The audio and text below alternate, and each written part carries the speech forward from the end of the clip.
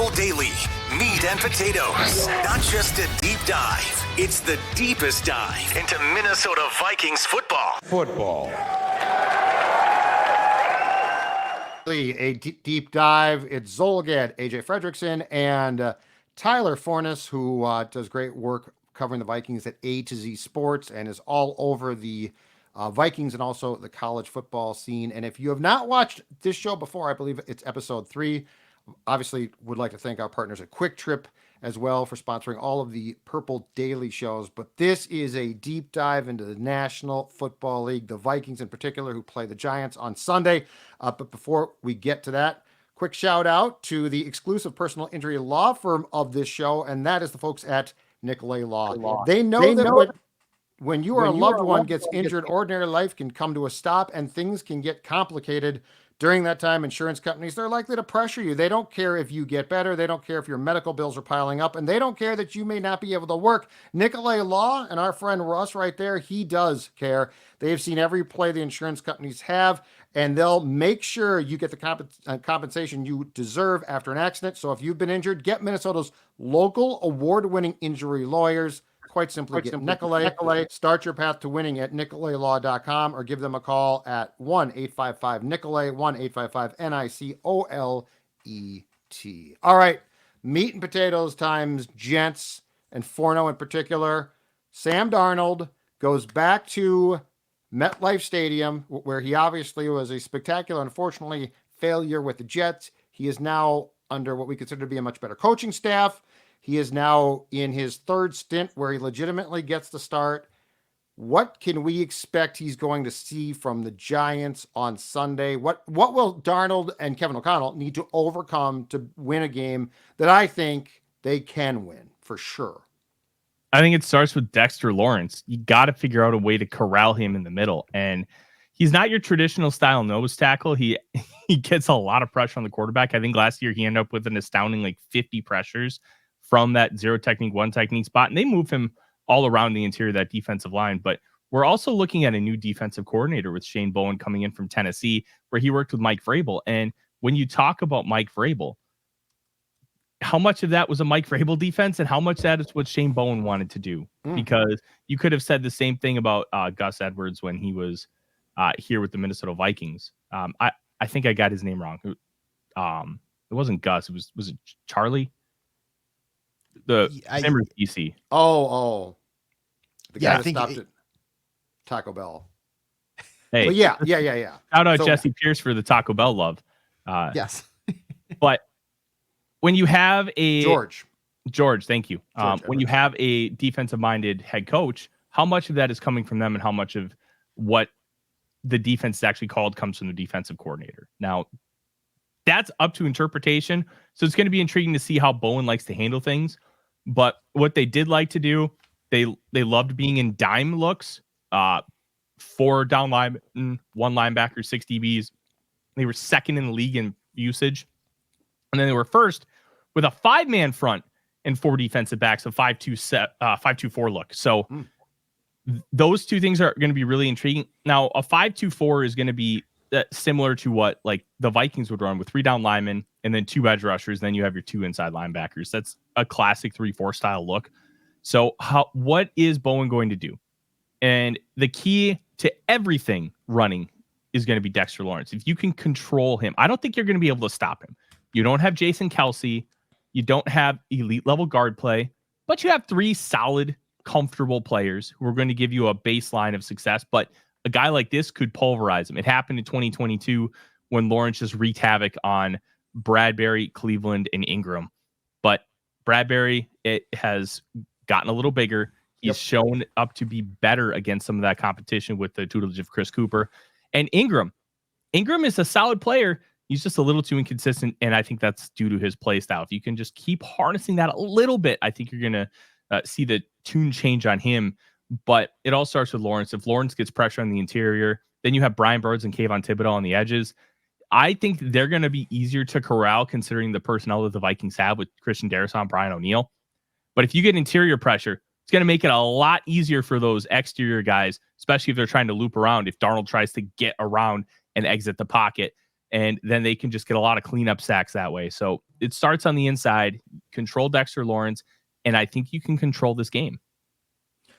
All right, quick question.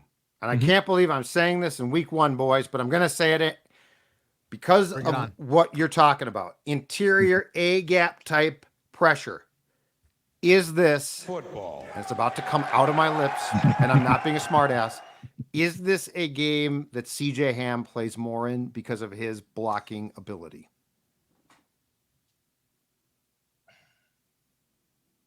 Maybe. You're floored by that question. I do think, like, from some of the offseason pressers that O'Connell talked about CJ Ham and said that they needed to use him more and utilize his unique skill sets.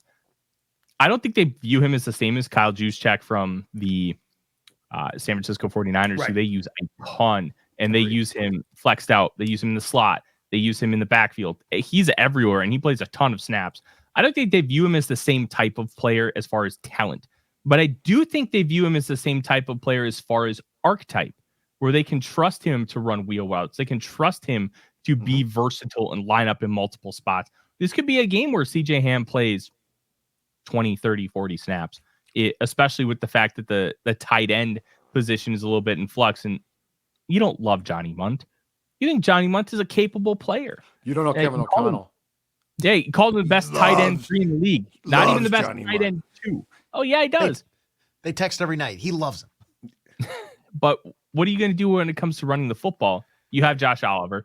Are you going to run like 22 personnel with 2 running backs and 2 tight ends? Probably not. What you could do is run 21 personnel with Josh Oliver out there. Yes. And then you have CJ Ham in the backfield, and then that can help control some of that stuff. I do think what I found interesting from Wes Phillips is they talked to him earlier today, Judd, and he was asked about like teams basically running the same kind of concepts throughout the league. And he said, yeah, it's becoming a little bit more similar, but at the end of the day, teams always have a base that they build on, whether it be wide zone, whether it be man gap power, whether it be like inside mid zone and duo. You have a base, and then you do a lot of different things, but you have one thing that is like your focus point. And I found that very interesting. I wonder what that focus point is going to be for the Vikings and how that's going to impact the potential usage of a guy like CJ Ham. Because if they decide that they want to do a lot inside of mid zone, maybe they do a lot of split zone action where they kick CJ Ham out from like the right to the left or left to the right, which is a very common play in this Kevin O'Connell playbook. Like, there is a lot of intrigue with how this running game is going to look, especially with Aaron Jones, who can run a little bit of everything. I think they're going to do a lot more of the duo and gap runs and inside and mid zone and do less wide zone because of what Aaron Jones gives you. And then I think it'll make it a little bit easier to have a guy like CJ Ham be versatile in those facets. And I know we kind of talked about it last week with you, Forno, but I've been seeing more and more. I'm going to say propaganda because that's kind of what I feel like it is. But I'm in the best shape of my life. Aaron Jones has been coming out and saying like they have him on a prehab thing before practices where it's like half hour, 45 minutes, and he feels in this top shape. But obviously it's an upgrade. Like statistically, you couldn't really downgrade from Alexander Mattison last year. Having a guy like that now heading into week 1, I mean, how many snaps do you see a guy like Aaron Jones getting? And with all these different concepts and what you can do with him, it's not just Madison who was just kind of handed off and hope for the best. Now you can actually get a little cute with it if you want to with Aaron Jones in the backfield. So realistically, what's that workload looking like? And then on the cuteness level, where do you think they get to? Is it just like, are we seeing trick plays or are we just basic X's and O's? I think it's going to be somewhere in between with the basic X's and O's and a lot of the cutesy stuff that you mentioned. One of the things about the cutesy stuff is you want to build on that from stuff that you put on tape. So what the Vikings can do is if they see, hey, in this formation, they're running 85% of the time. That's when you add an element like a flea flicker, play action, a reverse, and having those counter plays to keep the defense guessing. Because if the defense has to think, you've won. You want the defense to have to think mid-play because it slows down the reaction time. And that slowing down can make a massive difference. As far as the snap share for Aaron Jones, my projections have been 60-40. Aaron Jones 60% of the time and Ty Chandler 40. Like, the Packers didn't use Aaron Jones as a workhorse. He played in 11 games last year, only had 142 carries. So you're looking at around 12 carries on average a game, but he was also incredibly effective. His highest success rate of his career at 62%. So by using him less, you're making him more effective. Now, some of that has to do with the fact that he had a hamstring injury and he was excellent in the playoffs because he had some fresher legs. Maybe that's the goal here, is keep him fresh. Don't overuse him. You have a young guy in Ty Chandler who you like, who does not have a lot of tread on the tires. Because remember, in a 5-year career, he only carried the ball like 380 times. It wasn't a lot. So you have a guy in Chandler who, despite being, I think, 27 years old or 20, he's older than Alexander Madison. However old he is, now you have a guy who's also got fresh legs. So you have two guys, if you can keep them rotating and you can keep them in a position where they're not like holstering 25 carries a game, it can really make your running game more dynamic in like weeks 11 to 18. Mm-hmm. And I do think with Kirk gone now, the one thing that we are going to see, or a couple things starting on Sunday with Darnold, is this. I think the run game becomes a must-have. Like Kevin could abandon it before because Kirk, could throw checkdowns. Like Kirk is, incredibly accurate in that short to intermediate game, and he was really good. And so, like, if the run was not working, and I think the thing that drove O'Connell crazy, and he's not wrong, was you'd lose 3 yards, right? So now it's 2nd and 13. Okay, now it's a must pass. Lose 2 yards, you get some gains, but I think the run game is now a factor and has to be. It can't be abandoned. The other thing is, what I'm curious to see is how quickly they can scheme it for Darnold to get the ball out. Because the one thing that I saw in practices is Darnold under pressure was not pretty. But when Darnold got the ball out, especially deep, he's got a hell of an arm. Mm-hmm. So, like, I think in some ways you're not fighting Darnold's physical ability, you're fighting his mental aptitude. So for those of us that watch 2 years of O'Connell call plays for Kirk, right? And it's like, well, he abandoned the run again. I don't think in O'Connell's mind that choice exists now. So I do think starting on Sunday, we're going to see a very different play calling approach because he has a quarterback who's not as good as Kirk. And if nothing else, is also different than Kirk in a lot of ways, including being a bit more athletic than Kirk was. So I think that's a twofold answer, Judd. I do think there's an element of where, hey, I don't have Kirk Cousins anymore, but I would also counter, and he still aired the piss out of the ball with the 3 backup quarterbacks. That wasn't really as big of a factor as maybe you would perceive it to be. I think they didn't run the ball with any kind of consistency is because he did not trust Alexander Madison. And then when Ty Chandler was the guy against the Cincinnati Bengals, he ran it like 30 times. And he ran for almost 140 yards and a couple touchdowns. Mm-hmm. So if he has running backs that he believes in, that he believes, hey, I can trust this guy to do X, Y, and Z for me. And I believe he has that with Aaron Jones, and I believe he's developing that with Ty Chandler. Mm-hmm. I think you're going to see a more consistent running game because he believes in the guys carrying the football rather than, hey, I just have Kirk. I can trust him. But he trusted Nick Mullins to air the piss out of the ball too. I think a running back factor more than a quarterback factor. I think he regretted that a bit, though, because Nick would go rogue and it'd be like, and he was literally Favre 2.0 without the talent. Same college, same like, hey, I'm a gunslinger. It's like, Nick, what were you thinking there? What is your way too early feeling about the Vikings' chances in this game? I think they'll come out and they'll get a win. I don't trust Daniel Jones, and we've made the joke many, many times on this network that Ed Donatell's the reason Daniel Jones got that extension because Jones thrived so much on Christmas Eve and in the wild card game against him. Yes. This is a different kind of defense he's going to be facing, and Jones is going to have to think. He's going to have to make quick decisions. But I also think they're going to find a way to play contained while getting a lot of pressure because the one thing Jones can do is he can beat you with his feet. And if he beats you with his feet, that's the easiest way for the New York Giants to be able to move the football is with Jones and the running game. Now, they don't have Saquon anymore. It's Devin Singletary, and Singletary is a fine back. He's not great, but he's fine. And if you can find a way to corral Daniel Jones in the pocket and not let him escape while consistently getting pressure, because that's a really difficult caveat. You're asking your edge rushers to get pressure while not allowing Daniel Jones to escape. Because one of the things with Dallas Turner, he loves to bend the arc. He loves to run around the tackle. Well, when you do that, that B gap opens up.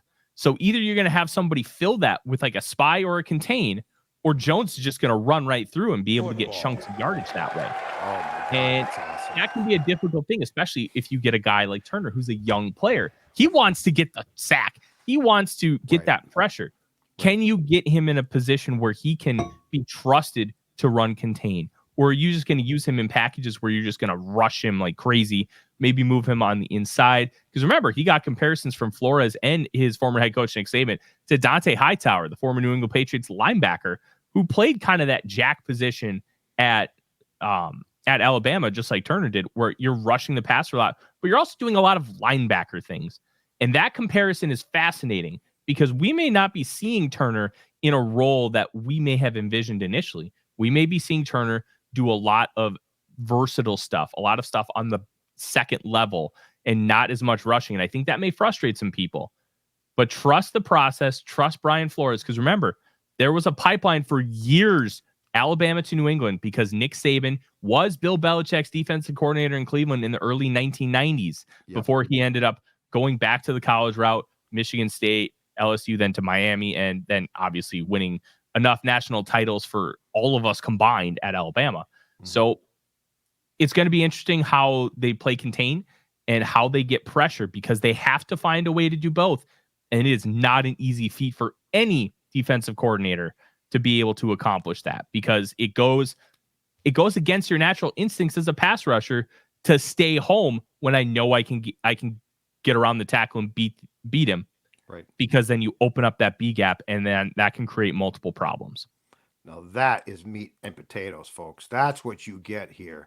Let's transition to the Purple Daily on Draft portion of this show, because I know that Forno was just on Saturday, 18 TVs going. I will say this, the majority of the games were not great, but it was great to have football back. But I want you to talk about, and you as you tend to do on Saturdays, we're actively tweeting throughout the day. Let's start off with the wide receiver that you are in love with. And by the way, I am not, the more I've thought about this, your opinion on a receiver for the Vikings, not as far off, I think, as people think, especially since they don't have a 3. And quite frankly, until he proves that he's matured, Addison's future here is not exactly the most secured. So let's start off with the performance at wide receiver that you loved. All right. So I figured out the pronunciation of his name by listening to the broadcast, because they were very consistent with it. Tetaroa McMillan from Arizona. And Tetero? I want to preface this. Tetaroa. Okay. So the I is silent, apparently, which is the one thing that was throwing me off completely. Gotcha. So the one question I'll pose to you guys, did the Vikings need Randy Moss? Did they need Adrian Peterson in those drafts? Nope. No, they didn't need those guys. No. But you know why they took them? Because they believed they could be Hall of Famers. They're 1 of 2 so far, and they're about to be 2 of 2 within the next 5 to 10 years when Adrian gets in, because I think that's a surefire slam dunk unless he does something off the field that'll prevent it. But in the NFL draft, you take talent. You take the guy who you believe to be the alpha. Remember Matt Millen taking wide receivers 3 years in a row? That seemed absolutely asinine and insane. Mike Williams, Roy Williams, and then Megatron. Well, they flipped Roy Williams to the Cowboys for 2 first-round picks. Mike Williams ended up being a bust. A lot of that had to do with the eligibility issues and not playing for an entire year. Right. And then before that, in 02 or 03, they took Charles Rogers 2nd overall. So they took a lot of wide receivers. But you know why they kept doing it? Because they kept believing that guy was going to be a game changer. And guess what? Calvin Johnson was, and he's now in the Pro Football Hall of Fame. So if you believe in the talent, you take the talent. And I think McMillan has just insane talent. A friend of mine, JP Acosta, told me because we were talking about potential like pro comparisons. I compared him to DeAndre Hopkins if you gave him 3 inches in speed. He said Vincent Jackson, the old LA Chargers and Tampa Bay Buccaneers receiver, and I think that fits really well. Because McMillan is 6'5", 210, and he moves like a graceful ballerina in open space. It's just beautiful to watch. And the last 2 years, they used him mainly as an X. So just a guy on the boundary. Hey, we're going to throw you big man routes. You're going to go deep. You're going to run digs. You're going to run posts. You're going to run comebacks. You're going to run fades. They used him in the slot a bunch on Saturday. They were getting him the ball in a myriad of ways, and he rewarded them with 10 catches for 304 yards and 4 touchdowns. But he was doing it in a lot of different ways. His first touchdown beats the cornerback just off of the line of scrimmage, gets his feet tangled up, touchdown. Second one, runs like a little comeback or a fade stop, puts his foot in the ground, whips his body around, runs in for a score. Third touchdown, he's running a dig route, and I'm not 100% sure if this was a design or if it was McMillan kind of free balling, because he runs at dig route. It's about, I don't know, depth of about 18, 20 yards. He stops, sees the coverage, sees his quarterback, Noah Fafita in the pocket, not really doing anything. And then he cuts up field like it's a deep crosser, getting open, scoring from over 70 yards out, 78 to be exact. His fourth touchdown, he catches the ball on like a little, just a basic dig route, about 10 yards, and then maneuvers upfield and weaves his way through the defense for another score. He also showed the ability to catch the ball on the sidelines with great tracking, great footwork, and he had more instances of him being able to kind of maneuver through the defense. This is a special prospect, and somebody I'm already projecting to be in my top 5. It would not shock me if he is my number 1 overall player. And when you have this kind of talent, and you have this kind of rare size to pair with the talent that does not always equate with this size. You have Mike Evans, great football player, runs in the 4.3s. He's 6'5", 230. That's a rare body size prospect. He does not move this well. He is one of those boundary X receivers where you're running that standard route tree with him. And you know what? He's great, and he's probably going to end up in the Pro Football Hall of Fame. McMillan does things that you would expect a guy like Stephon Diggs and Justin Jefferson to do as far as how they maneuver throughout the field. That he can slither and kind of bend and put his foot in the ground and cut back. He can do all these things at 6'5". That's just incredibly, incredibly rare. And it also pairs with Kwesi Adofo-Mensah, Judd. Does he value cornerback and defensive tackle like the rest of the league? I don't think he does. Cornerback, he's put a lot of resources into it. Yeah. None of them have been top 40 picks. Yep. He 42nd overall with Booth. I think 128th with the Caleb Evans, 102nd with Mekhi Blackman, 108th with the late Kyrie Jackson. He's putting in resources, but I think he believes the cornerback room to be a floor position. You get at a certain floor, you're okay. And get guys with some athletic upside, and I think that's great. But it's about having good players. You don't need elite ones. And I think that stems from how the New England Patriots have ran their defenses for so long. How the 2021 Cincinnati Bengals, as I've beaten with a drum, helped make the Super Bowl, because none of those guys were great players, but they were all higher floor because they weren't abject disasters.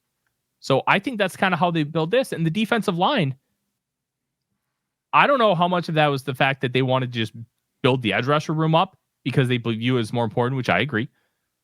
Or how much of it is I can just plug pieces in there and I've got a genius on the back end who can make it work. Because they were the 13th ranked defense last year with an awful defensive line outside of Harrison Phillips. Projected this year compared to the rest of the league, they have an awful defensive line again. And if they end up with a good defense, then maybe Kwesi Adofo-Mensah is onto something that, hey, you can survive with this because I have all this money to my elite playmakers. I have all this money to other positions that can help compensate for that. So I'm going to be intrigued, and I'm going to be watching closely how that defensive line performs in relative to the rest of the team, because that can impact draft strategy a lot. And I think keeping Redmond, Taki Taimani, and Levi Drake Rodriguez, if 2 of those 3 guys hit as rotational players, Judd, it is a massive, massive home run for the future of this team, because rotational players are great. They're even better when you're not paying them $5 million and you're paying them $800,000. So that matters too. But if at the end of the day with the NFL draft, take talent over need. Fix needs in free agency. Draft good football players. Vikings just happen to be lucky the fact that they got J.J. McCarthy and Dallas Turner, both good football players that happen to be positions of need. So if you have a chance, I know Thor's been banging the drum for Travis Hunter. I don't think Hunter is going to play corner. I think he's going to play receiver because receiver contracts, Judd, the top of the market is 70% higher than it is at cornerback. Yeah, it's big. It's big. 70%. That's a significant amount of money. Yeah, and I think that the plan internally right now is the Vikings are going to address defensive tackle or cornerback or both in free agency. And so that would free up to what you're talking about, because then you wouldn't feel obligated to take a player at a position of need, which we have seen blow up before, i.e. Bradbury. Not that he's a terrible player now, but he definitely was not a first round pick. And you definitely don't want to feel like you have to take a center in the first round. Yeah. And so I think that there's a very good chance that defensive tackle is addressed if this does not work perfectly. And if it does work perfectly, you probably want an upgrade there in the free agency process in March. And therefore too, like, again, I'll go back to what I said right now. Addison is not a reliable player because he's not a reliable person. So like you could be, and the Vikings receiver room is dicey because Jefferson's unbelievable. Addison's a hell of a player. And I don't hate the room beyond that, but it's certainly not like this elite room. Like if you look at the overall rankings of the Vikings receiver room right now, the fact that it involves Jefferson, it is ranked way lower than you would expect because the 3 is unknown. And then there's just sort of Jags. So as I said, the more thought I gave this, it makes a lot of sense that if you could add a guy to either be the 3 or if Jordan remains an unreliable person and driver, he's just gone. Now you potentially have a 2. So I like where your head's at because I think it allows you to now take a player at a position where it's not desperation. It's like, this makes sense. And I also think the head coach in this case, Kevin O'Connell, would prefer to draft a premium offensive player and let Flores potentially, or if he's gone, another DC fill their needs in the free agency process, because O'Connell and his staff, I think in their mind, can really cultivate a player like McCarthy, a receiver. So like this all is going down a path, Forno, that makes perfect sense to me. So I will say this much because I talked a lot about, maybe prioritizing receiver. And I think if McMillan's on the board, I'd slam it 10 out of 10. But there's also a chance that he's not the best player on the board because this defensive line and cornerback class is loaded with talent. Absolutely loaded. So it very well could be that this year a need fits with value. Sure. And if that's the case, that's great. But I don't know if Travis Hunter is going to want to play cornerback. I think he's going to want to play wide receiver because think about this. If he were in the NFL today and he were signed at the number 1 cornerback extension, he would need to be $21 million. So let's say it's $22 million. Yep. If you were a wide receiver 15 to 20, guys like Nico Collins, DK Metcalf, DJ Moore, he's getting $24 million a year to not even be an elite player at the position. What would you want to do if you're coming out? If you have relatively equal skill sets, which by all accounts, he's going to grade around the same marks, so to speak, at cornerback and wide receiver. Why in the world would you want to play corner when you could make way more money at receiver? Absolutely. That's not even coming at it from like a selfish angle. It's just coming at it from a practicality one. Yeah, you're going to be told that too. It's not just you. All of us. Your reps will say that. If we are equally good at 2 positions, exactly. Would you rather take the one that pays $5 or the one that pays $10? You're taking the one that pays 10 without question. Yep. Right, exactly. All right, Age, let's get to it. We'll wrap with some meat and potatoes Purple Daily questions. All right, Forno, here's the first one for you coming from CJ, who emailed in. And if you want to get your question asked on the show for Forno and Judd to answer and get into, make sure you email pdmeatandpotatoes@gmail.com, or you just leave them in the comments section below if you're watching on YouTube. What will be the most important facet of the Vikings defense in week 1 to shut down the Giants offense? And whether that's just, an individual player that needs to step up? Or is it the pass rush? Is it the secondary, not letting receivers get over top of them? What is going to be the number one key thing that the Vikings defense and Brian Flores has to do so they can keep that score low and give them a chance to win? They need to hire your doctor, AJ, because the shoulder's looking good. It's looking good. You can move it. Quick shout out to Dr. Patton up in Isani. He gave me a little miracle remedy work, just some basic rehab at home. But yeah, we're progressing. I can get it about like 90 degrees up. Any further, I might be yelping out like a hurt dog. But yeah, there we go. Yeah. Honestly, you got to contain Daniel Jones. You have to prevent him from beating you with his legs. I think if you can do that and force him to beat you with his arm, I think you're going to have a much better success and chance of winning, because it's all that contain game. You have to contain him within the pocket and don't let him escape, because he can beat you with his legs. He's not Lamar Jackson, but he's like that next tier below where, hey, like everybody laughs because he tripped on that like almost 90-yard touchdown run against the Eagles. He can do that. He can beat you with long runs, and he can actually gash you. So you have to keep him in the pocket and force him to beat you with his arm. And then you have to play good enough coverage while you're getting that pressure.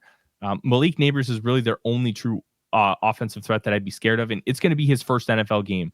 Is he going to be a little nervous? Is he going to be a little gun shy about some of these things? Is he going to overthink it because it's his first game? You know, those are all normal things for NFL players when they come into the league. Like, hey, JJ McCarthy even said it in that preseason game. He's like, after that first pick, the nerves kind of just went away. Players get nervous. It's a big deal. They're realizing a life's dream by getting onto the field for the first time. So how much of that could affect him? Will it affect him at all? I have no idea, but it's some things you have to factor in. I'm not really scared of guys like Wan'Dale Robinson on the outside, because he's like 5'8". Like, just play solid coverage. What do you got against guys that are 5'8"? Why I got to dish short people? Because I'm 6'6", I guess. I don't know. He's more of a slot only kind of guy. I don't think he's going to be this elite playmaker on the outside. So if you can corral him, I think you're going to be fine. I'm also not that scared of the running game, and I think you can bully guys like Evan Neal if he's even still starting. He might not be starting, which would be a benefit for the Giants, which stinks because he was the 7th overall pick a couple years ago. This is a really interesting group of players. And I think the big thing is you keep Daniel Jones in the pocket, you win the football game. All right. Next question, H. Marcus he's feeling nervous about Sam Darnold starting a quarterback for the Vikings heading into week 1. So maybe he wants a little reassurance from you here, Forno. What is it that the Vikings can do? Are you excited to see anything about him, or is there any play calling that maybe KOC and crew can do to help ease him into the game so he does build that confidence and looks like not kind of the, well, you know, we don't have JJ McCarthy anymore, so he has to be the QB1, but the QB1 that Vikings fans kind of deserve? Just look at the first drive of that preseason game against the Raiders. He was cooking. That dig route that he absolutely zipped in over the linebacker to Jalen Naylor was beautiful. He should have been 6 of 8, but he was 4 of 8 because Ty Chandler had bricks for hands and dropped 2 passes that hit him right in the hands. Just call plays within the offense, run that bootleg dump off to Josh Oliver for 20 yards to start the game. That works every time. I don't know how it works every time, because you think, hey, maybe we should have a guy crash in the flat on like cover 6 or something. But no, it just works. Bootleg off to the right, dump it off to Oliver, let him run, get a first down, just get your nerves out, run some play action dig routes, establish the run early so those play action fakes matter even more, and just get him comfortable within the offense. He's a 7th-year pro. I don't think he's going to get a lot of those nerves that I talked about with Neighbors. I do think because you don't have JJ McCarthy behind him, he's going to feel more comfortable where, hey, if I make a mistake, I'm not going to be like, oh, crap, this is the end of my career. Where when you have a healthy McCarthy behind him, you could have those thoughts kind of seep in. I think he just needs to play within himself. Don't do too much. Take what the defense gives you and go from there. I think Darnold could be just fine for the Minnesota Vikings this year. And if he is just fine, that's plenty. All right. Well, that's all I got for you, Forno. All right. Great stuff, man. And we'll be back next week to do it again, wrapping up Vikings Giants on Meat and Potatoes and previewing also the game against San Francisco in week 2, which is going to be the home opener For AJ, for Forno, I'm Judd. See you next time on Purple Daily Meat and Potatoes.